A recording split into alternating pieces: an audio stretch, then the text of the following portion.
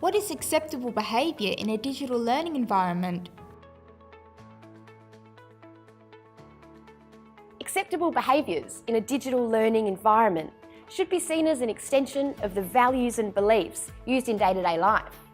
There are two important areas that you should consider when engaging in a digital learning environment.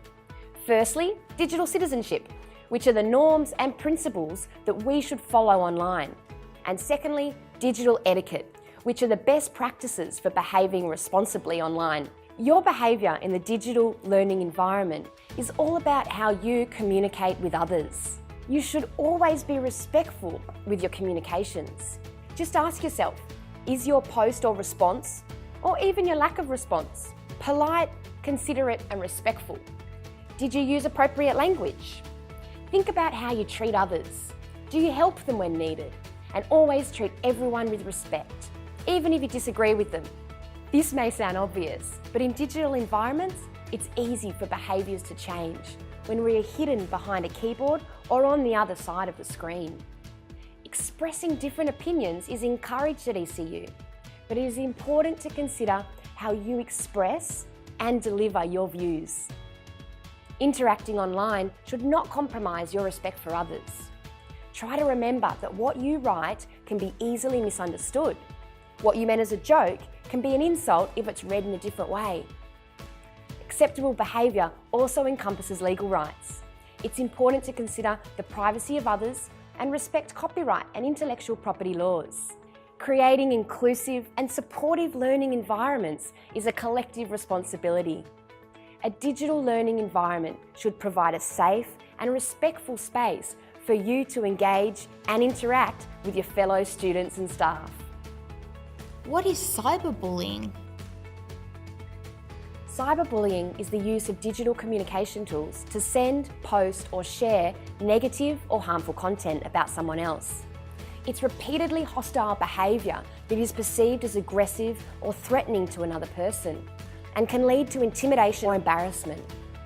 There are different types of cyberbullying. There's flaming, which is an altercation between people. There's harassment, which is one-sided flaming. Outing, which is the sharing of private information about someone. And exclusion, ignoring or leaving someone out of a conversation. And masquerading or catfishing, pretending to be someone else. As with any form of bullying, the effects of cyberbullying are manifold and can deeply affect the victim's personal and academic life.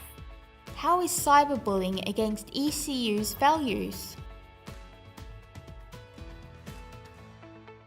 Any form of intimidation, embarrassment or harassment, including cyberbullying, is against ECU values.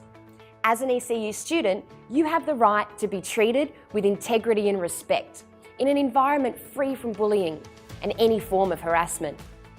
It is also your responsibility as an ECU student to treat others with dignity and respect and engage in rational inquiry and demonstrate the highest personal and professional excellence. It is your responsibility to avoid behaviour that may intimidate, exclude or embarrass others. It's up to all students and staff to ensure cyberbullying does not exist at ECU.